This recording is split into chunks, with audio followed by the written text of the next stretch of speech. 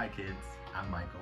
Welcome back. We continue our series on the history of Black education. This week we discuss the history of Black independent schools. Okay everybody, a lot of you are watching this video from home.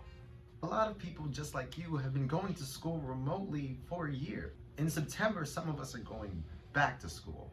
A lot of Black parents and students have decided to start homeschooling during the coronavirus pandemic. For some families, it's just more convenient. For others, it's more political.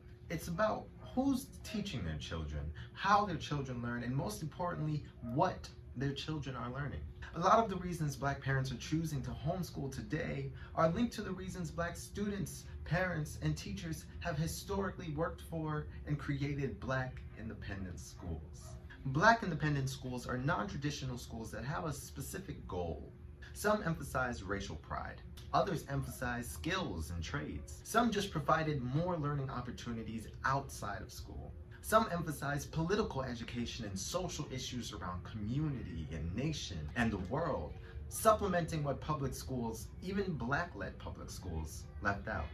And many did all of that simultaneously.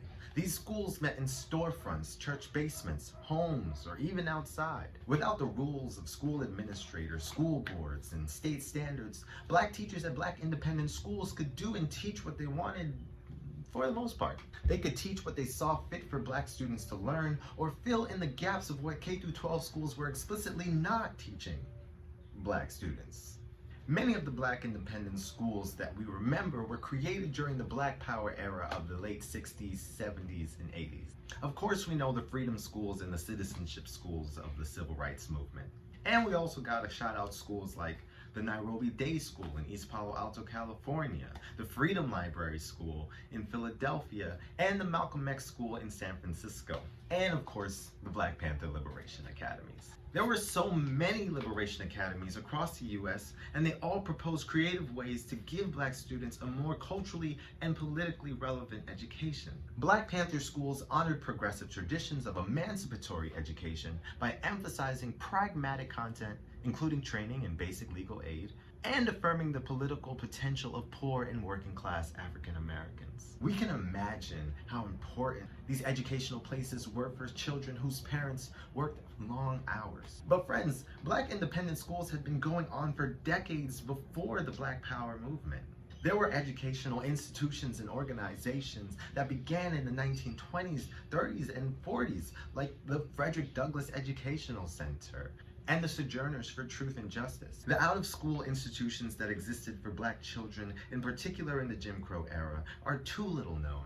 This is a shame because they were enormously important. They socialized Black children into associational life and provided opportunities to learn beyond the formal classroom. Black independent schools emphasized a big theme in Black education, that learning should have a purpose of challenging the racist, classist, sexist ways of thinking found in traditional K-12 public and private schools, and that learning could and should happen anywhere and anytime, not just school. Which brings us to today's story, kids. The library beyond the walls.